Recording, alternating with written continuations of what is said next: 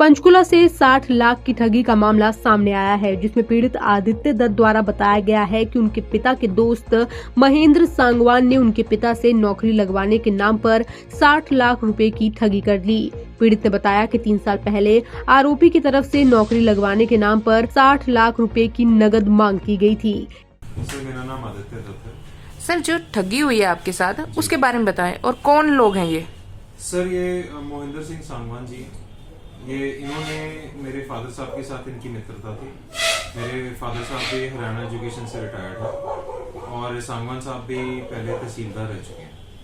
इन्होंने मेरे फादर साहब से 60 लाख रुपए की डिमांड रखी थी और मेरे पापा ने इनको 60 लाख रुपए दिए थे। इसके एवज में कि मुझे एक नौकरी दी जाएगी तहसीलदार में, जो तहसील में है, नायब तहसीलदार की नौकरी के एवज में इन्होंने मुझसे पैसे लिए।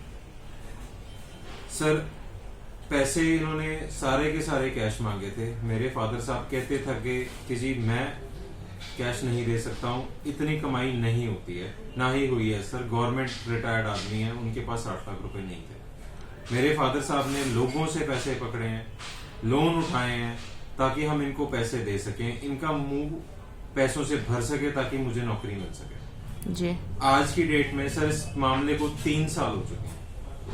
ना मुझे कहीं तक से कोई इंसाफ मिल रहा है, ना ही मुझे मेरे पैसे मिल। आपने इसके लेकर पुलिस या फिर सर, अन्य? मैंने पुलिस के पास भी गया हूँ। सर, मैं HM होम मिनिस्टर साहब के पास भी गया हूँ, CM साहब के पास भी गया हूँ। तो उनका क्या कहना है इसके बारे में? उन्होंने मुझे आश्वासन दिया सर, ये कहा है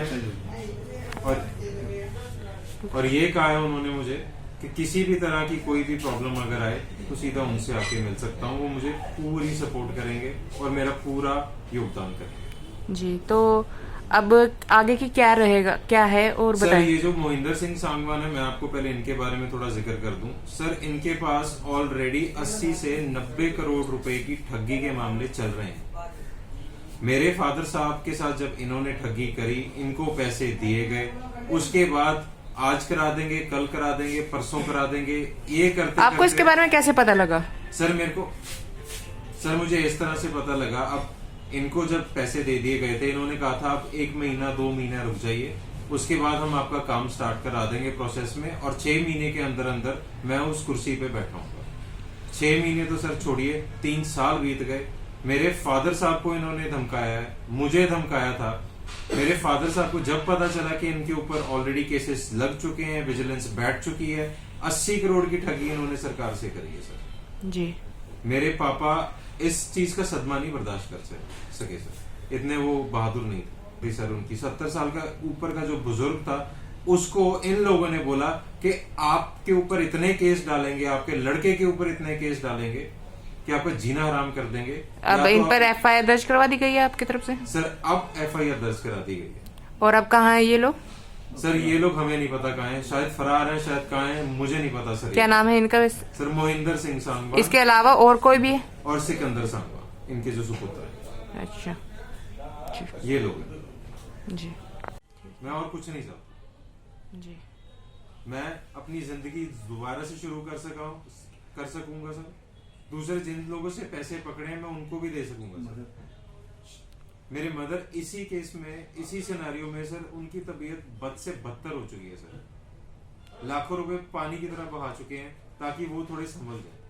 जी।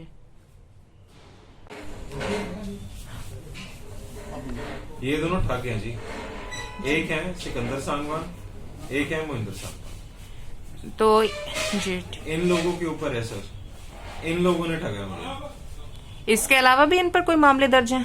इनके ऊपर सर पिछले FIR पे FIR दर्ज हैं, इनके ऊपर 80 करोड़ के केसेस दर्ज हैं, सरकार से ठगी का मामला दर्ज है जी।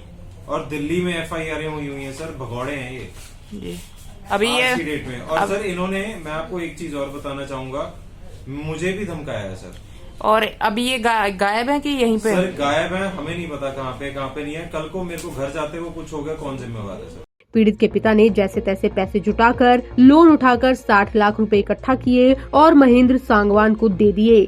लेकिन उसके कुछ समय बाद ही पीड़ित को पता चला कि महेंद्र सांगवान पर पहले से ही 80 करोड़ की ठगी के मामले चल रहे हैं। इसी के साथ ही अन्य जगहों पर भी ठगी के मामले उस पर चल रहे हैं, जिसके बाद वो महेंद्र सांगवान से अपना पैसा वापस मांगने के लिए गए, लेकिन आरोपी ने उनके खिलाफ ही झूठे मुकदमे दर्ज करवाने की धमकी दे दी और उन्हें परेशान करना शुरू कर दिया, जिसको लेकर पीड़ित ने 28 नवंबर 2018 को इसके खिलाफ शिकायत दर्ज करवाई, लेकिन कार्रवाई न होने के कारण उन्होंने हरियाणा के गृह मंत्री और मुख्यमंत्री से मिलने का निर्णय लिया, जिसके बाद इनके खिलाफ सेक्टर 5 थाना में मुकदमा दर्ज हुआ और आगे की कार्रवाई शुरू कर दी गई। पंचकुला से अक्षय दीवान की रिपोर्ट।